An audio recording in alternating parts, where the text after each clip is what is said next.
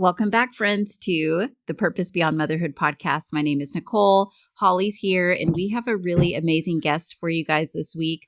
But before we jump in and get started, just want to remind you that this podcast comes out the third Monday of every month. So save the date, put it in your calendar, and we cannot wait to connect with you. And just for our listeners, thanks for coming back. Thanks for listening and hanging out with us. We're so glad you're here.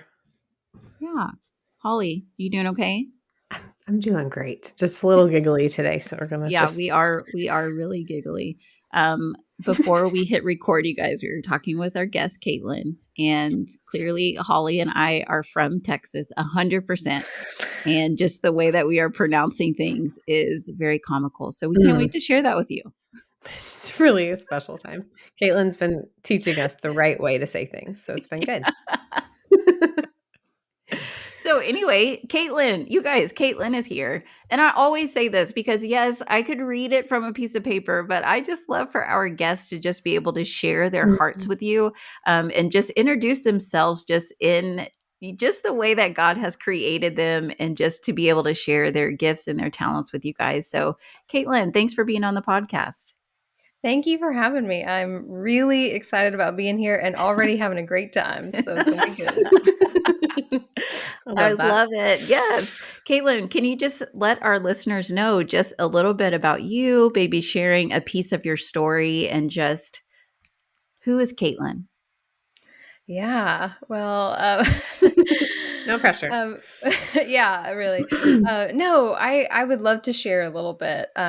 I'm on today talking about me being a fertility care practitioner.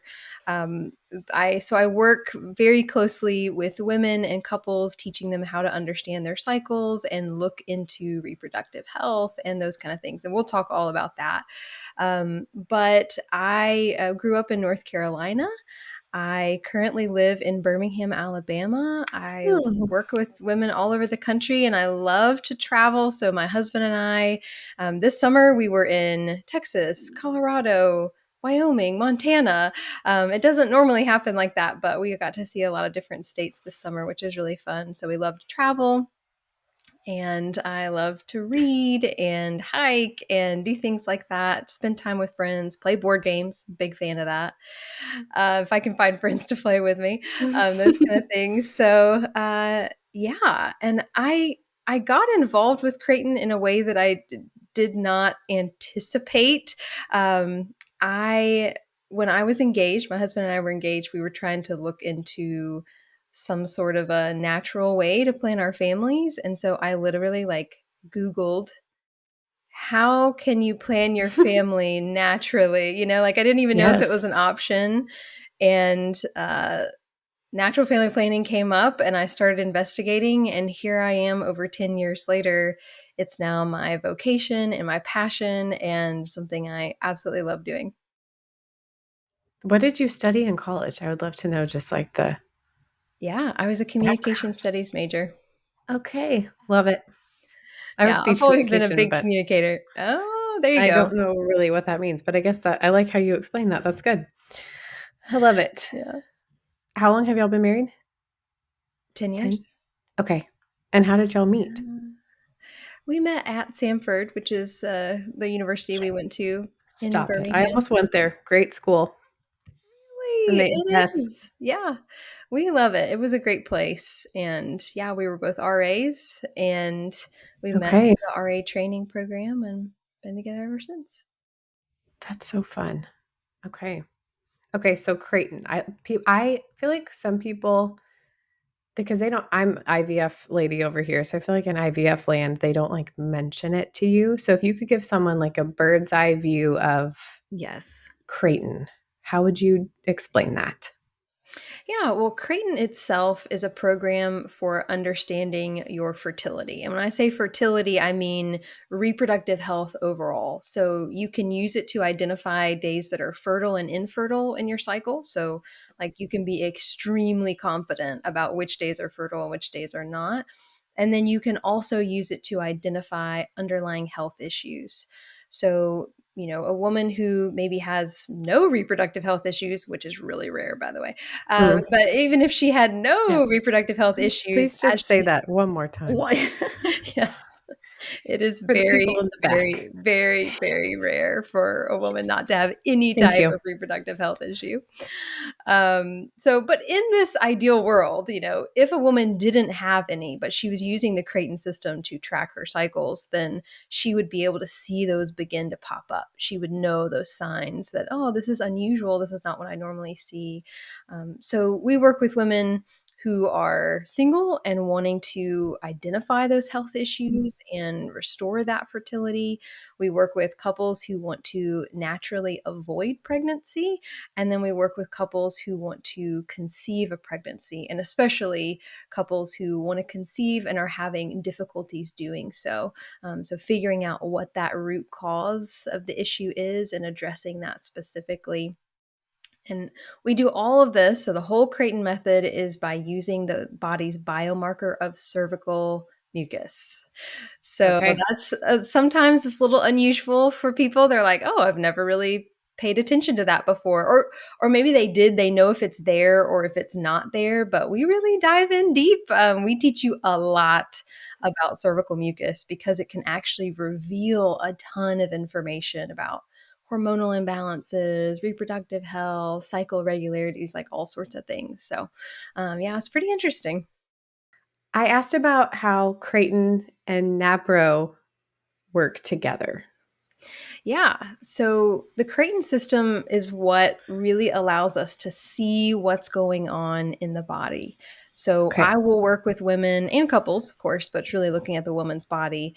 So I will work with women to help her identify not only like when her periods are coming, but what is going on in her cycles, how to understand her body in a deeper way, because we already have this intuition about our reproductive health. We tend to know, we have a sense of what's going on, but using the Creighton system really gives us some verifiable data. It has something that you can bring in with you to your doctor. Now, NAPRO doctors, and that stands for Natural Procreative Technology. So, doctors who are OBGYNs and other sort of medical professionals who go on and receive additional training in this method, they want that Creighton charting.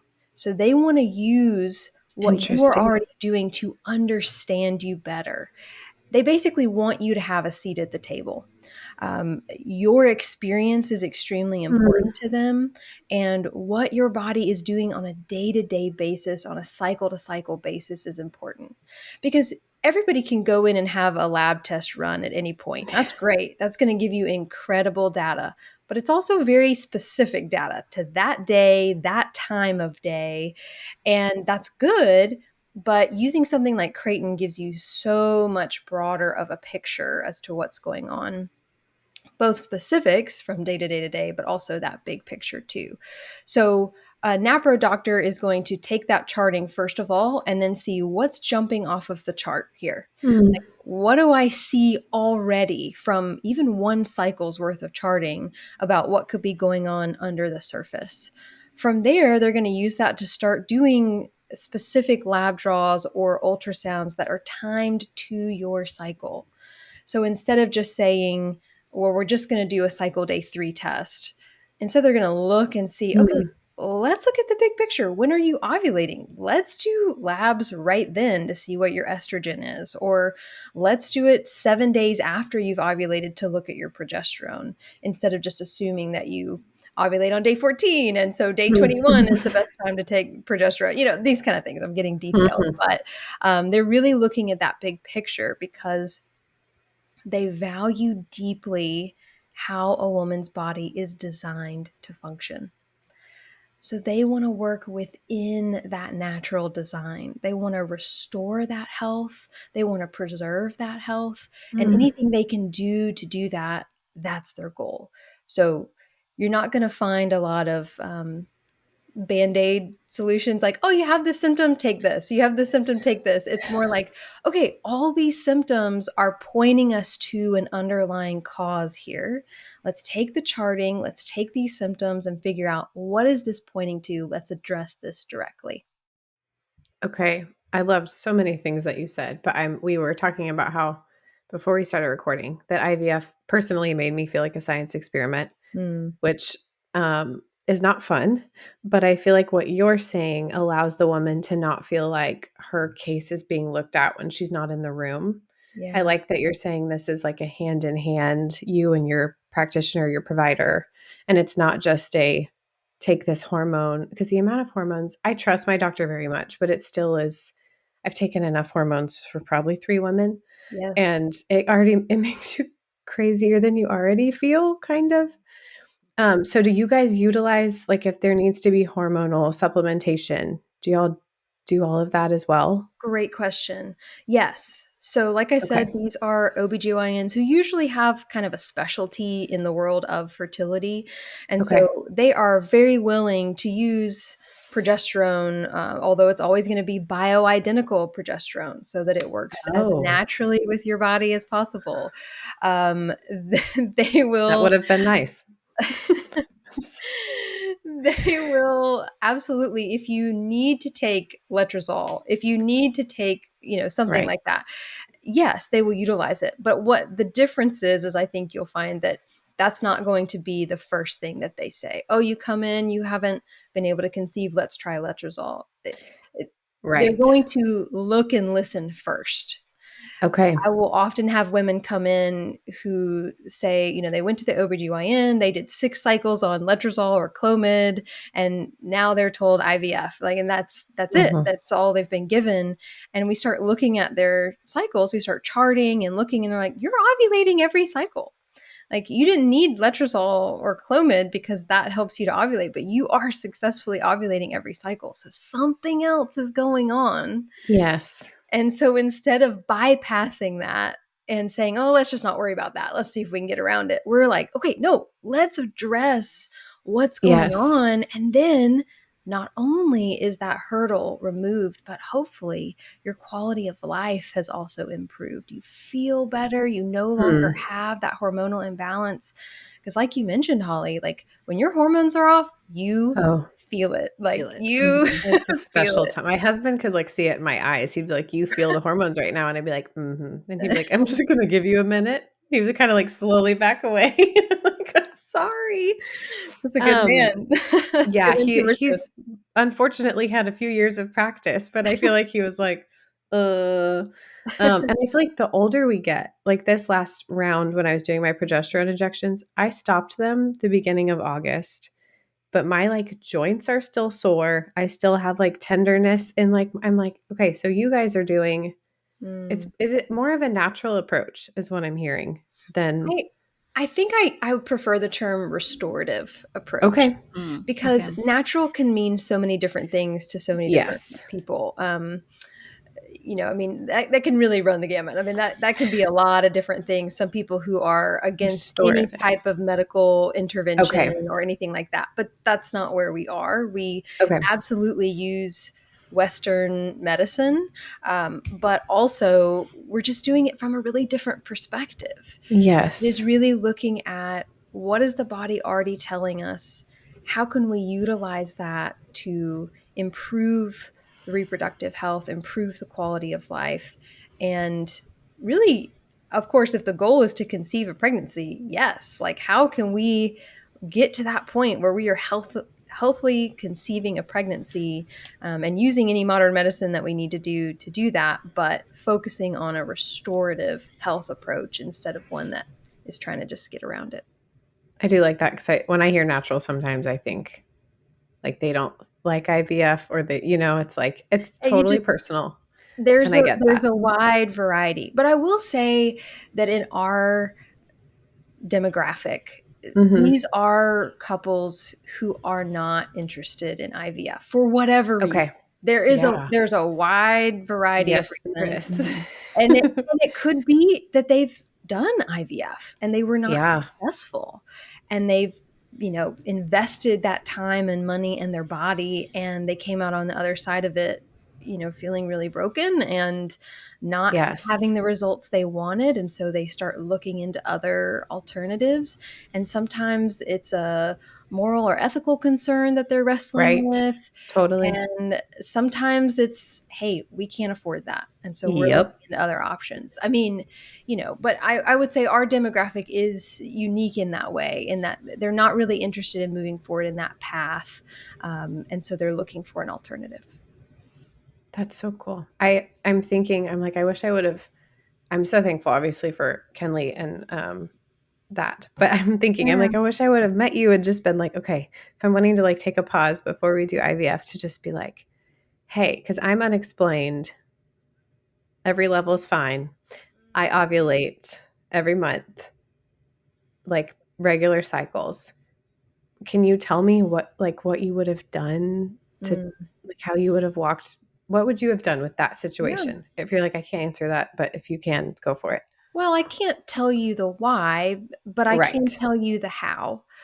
Okay. So, what we would start off doing is teaching you how to listen to your body. So, specifically teaching you to pay attention to cervical mucus, and not just Okay. if it's there or if it's not there, but really examining the mucus and learning how to chart it on a daily basis. So that's what the Creighton system is, so that you have this body of data here that we can now use, because we really trust the body to reveal a ton of information. Um, I just had a client this week who came in and said, I have unexplained infertility. I at least multiple times a month. I meet a new client and they say it's unexplained. We can't figure out why. So I will teach them how to chart their cycles first. We start looking at that cycling, and usually the first cycle, I don't do a lot of interpretation because we're just learning and there's a learning Right. process there. But usually I can already start seeing some things jumping Mm, off the chart as signs of some sort of imbalance going on underneath. yes. By the second or third cycle, we're seeing a lot of patterns, a lot of signs. And that data is what we would use to pair with a NAPRO medical professional. So then Okay. they're going to look at the chart as well. They're trained to see the same things, actually, probably more, because they are medical professionals. And then they are going to start really investigating. So I think of us as being like a team that is Hmm. we're all curious together. We're all invested in figuring out why. And Yes. so you have medical professionals who are I a lot of times will be working with clients and they'll say, well, that just doesn't make sense. So let's keep looking. Like they're not satisfied with, oh, well, nothing came up. They want Hmm. to keep figuring out what could cause it. And I don't know that I've had a situation yet. I'm really trying to think. I don't know that I've had a situation yet where we could not find a cause for Okay. infertility. Well, Yeah. I'm like, it has to be something. There usually is. Yeah. Now, that doesn't mean that there's always something we can do about the cause for Right. infertility. mm, So we don't promise couples, oh, yeah, Mm. you can absolutely conceive and carry a baby, using this. I pray that that's the result. I pray that that can happen. But I've also learned that God has a different story for every couple. It Hmm. looks different, but God can reveal incredible beauty in every single story. But taking those steps so that we can be really knowledgeable and empowered and feel like, we've done everything that we can do and we feel a real peace about how Mm. God has been with us on the journey. It's a great gift. That's so cool. I love it. yes, I know. I have some questions, and please excuse my ignorance. I'm like, Oh my I'm gosh. gonna be that person, I love and so questions. and so one, because I'm just thinking, and two for our listeners. But if we wanted more information, or just were like, hey, I want to look into this. I want to look, and maybe talk to my doctor. Is this something that we talk to our OB about? Is this something that we're Googling, or we're connect? I mean, of course, our listeners can connect with you, but is this something like you're typing, I do my Google search, or I can talk with my doctor and they are going to be well versed in this to where they can help me make a decision about it? That's a great question. And I wish that I could tell you that, oh yeah, every OBGYN is Yeah. super knowledgeable about this. Yeah. Unfortunately, that is not the case. I will say that most states have NAPRO doctors. So Mhm. whatever state you're in, there is very likely NAPRO resources within your state. But whether or not your particular OBGYN knows about it and can give you a referral to somebody, I don't know. But I, of course, would be really happy to work with you myself, but also give you referrals, let you know Mhm. who's in your area if you want to work with somebody in person, that sort of thing. And I do think it's growing. So, Holly and I, when we first got on before we started recording, she was like, oh, I have a friend that had Yes. her 2 babies through Creighton and Yes. NAPRO, so more and more people know about it because it has been around for, I guess, 40, 50 years, somewhere around there. I'm not good at quick math, but, it's been Yes. around a while now. And so more and more people do know about it. Yeah. Okay. And then my other question, again, please excuse my ignorance, is just that when you are doing like an exam and you're saying, okay, Mm. when a client or woman comes in, it's just like what does that look like? Is it blood work? Are you doing like a Mm. physical exam? Like, I just wanted, I It's a good just was question. curious of like when you go in, Are what's there happening? stirrups involved? What are we Right. doing? Thank you. Thank you. Thank you, Holly. Are there stirrups involved? Oh, that is an excellent question. That is an excellent question. Oh, man. Okay, so when someone works with a fertility care practitioner, which is someone who teaches the Creighton method, like myself, there are no stirrups involved. Okay, so Praise Got the it. lamb. this is Mm. not a medical appointment at that point. Mm. So I am educating you, I am empowering you, I'm helping you to advocate for yourself, but I am not doing any sort of exam or a lab work or anything like that myself. Okay. So I am educating you. That's what I do. But when you go to work with a NAPRO doctor, they may do an exam. I think they're Mhm. more likely to be doing lab work specifically. So a large amount of the time, you will have a local OBGYN who every year or every 3 years, depending on your insurance, you go and do a pap smear. Mm. And whenever you want, oh man. And whenever you do conceive and you're working towards labor and delivery, that's your local doctor that you're going to be working with. A NAPRO technology doctor is usually one that is going to be working alongside that process. So you can even call them their fertility specialist if you want to, Mm. because they are specializing in your fertility specifically. And I've not had an OBGYN who was not open to working alongside a NAPRO doctor, because a lot of OBGYNs feel like, hey, fertility is kind of out of my sphere. Mhm. I can give you a couple rounds of letrozole. I can make you a referral. I can deliver your baby when you get to that point, but just not really trained on how to really do a deep dive into what's going on. Mhm. So they are really open to that kind of feedback and working with them. And so a NAPRO doctor may want to do those things. But yeah, not me, thankfully. Gotcha. Okay. And then another silly question. What's the difference between an endocrinologist then? Mm. Again, I have no idea. I'm gonna That's a ask good all the question. questions. Yeah. So a reproductive endocrinologist has gone through one particular type of medical training that Mm. is very, very skilled, very knowledgeable, very trained on how to, like we were talking about, kind of bypass these reproductive issues. Is there a way to do that? Sometimes there is, sometimes there isn't.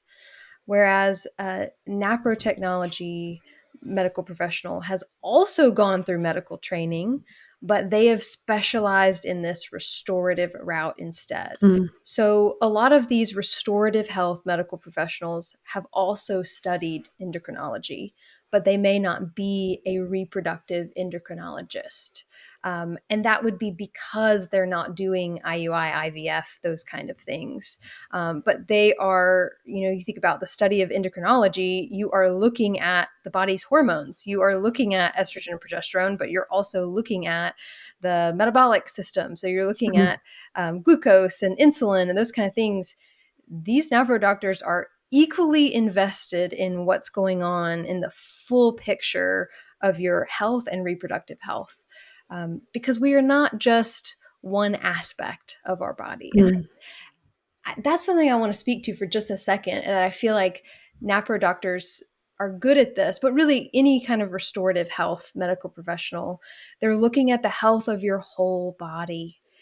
So your reproductive health is going to affect your whole body's health, and your whole body's health is going to affect your reproductive health. It is very easy for us to kind of pull out that reproductive system and look at it only and say, how can we fix this? But also keeping in mind that we are a person, mind, body, spirit. God has created us in this beautifully complex way. And the more we can honor that creation, the better off we're going to be, whatever that looks like. And hopefully it's a quality of life and quality of health. That's so cool. Yeah.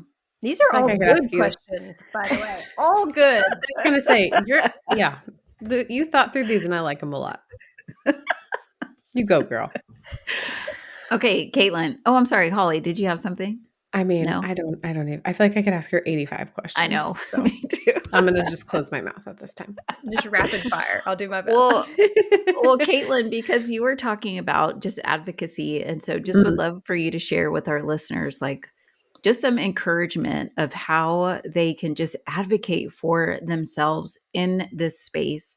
Whether they may be, not sure of their next steps, maybe they're feeling pressure from their mother-in-law or their mom, or, some like it happens, Random or a people. friend. Yes. Yeah. Yes. Just to do whatever it is. And so just would love for you to share some encouragement of how we can just advocate for ourselves. Yeah. Well, that's a really great question. And I think there are a couple of different answers to it. To one aspect, you can think about how to advocate for yourself medically. Because I mentioned earlier that I have a lot of women who come in and they say unexplained infertility, or we don't know the answer yet, or my doctor told me I had to try for 12 months, but I know something's off, or, you fill in the blank. And so it can be very difficult to get put on, this is my own terminology, but I call it the infertility conveyor belt, where if you don't conceive after that 12 months, then it's a very quick process of, okay, now you try this. And a lot of times it's 3 to 6 cycles of some sort of, like I said, Clomid or letrozole. And then it's however many IUIs you're willing to do to see if that works. And then it's IVF. And that may be the right path for certain people. I'm not trying to say that it's not, but there are a lot of women out there who don't want to be on that conveyor belt, but they don't know that they have other options. And so learning that there are other options, I think, is the first step. But when you do, and for instance, when we're working together, from the very first time we meet, I'm focusing on how can you advocate for your health and your experience? What does that look like? What's already been going on? Share your story with me. Because your experience matters. It's not just what are your lab results and how often do you ovulate and those kind of things, but tell me your story. Tell me your journey. What have you been through? And so then as you're charting and we have that data, we're also carrying this list of things from your experience, your background, current things that we see in your charting that we're going to use to advocate with your medical professional. So on our website, we actually have free resources available about how to advocate for yourself in different encounters. So this could even be like a vaginal ultrasound. We don't think about that. We're not given any sort of prep for that. We just sort of walk in and they stick a wand inside and you just, Yeah. but there are things that you can do to feel more comfortable in that experience, or learning how to ask the right questions of your doctor, learning how to speak up for yourself or get your questions answered before the It's doctor turns good. around and walks out the door. Yes. So these pieces can be really important. So there's that medical advocacy for yourself. And then you also mentioned how sometimes family or friends or other people are putting pressure. And what I've found is we can come up with something to say to those people, right? We can figure that out. But what does that do to us internally? How do we advocate for our souls in the midst of that journey, and really walking through the process of opening our souls to God, very authentically crying out, being open, and getting to a point with God's grace. Okay, we can't get ourselves there, but allowing God to walk with us and Amen. say, whatever brings you glory, I'm here for it. Yeah. That's Be good. with me through these steps, through this process. Keep me open. Lead me to what you would have for me. And I think that totally changes the experience. Doesn't make it easy, but it Right. totally changes the experience as we walk too. So That's so good. I feel like the advocacy piece is so massive. Except I'm like any doctor you go to, I'm like, if you don't feel like they're listening to you, especially when it comes to infertility, get out of there. Like, yes, I don't care if they have 5-star Google reviews. I don't care if your 5 friends loved them. If yes, there's like a tilt in you that's like, this isn't for me. I switched doctors after 2 IUIs, and I love my doctor that I switched to, but it was hard for me, especially if you're a people pleaser. This is mm, not the situation for you to worry about what your doctor thinks, because I can assure yes. you they may not know your name if they see a lot of women at their clinic. Not talking about your practice, Caitlin. I'm I talking about, know that makes me sad, but yes, yes. But that's then true. That can it's happen. yes. And then I switched and I'm like really good friends with my nurse. I love my doctor. It's just a different. So yeah, don't be afraid to speak up for yourself. Yes. Please. And you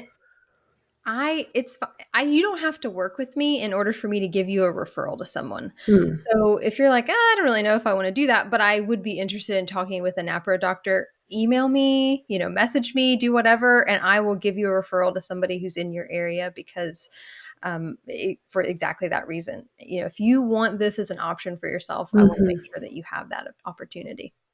I love that. Caitlin, so share with everybody, where can they find you online, on socials, all the places?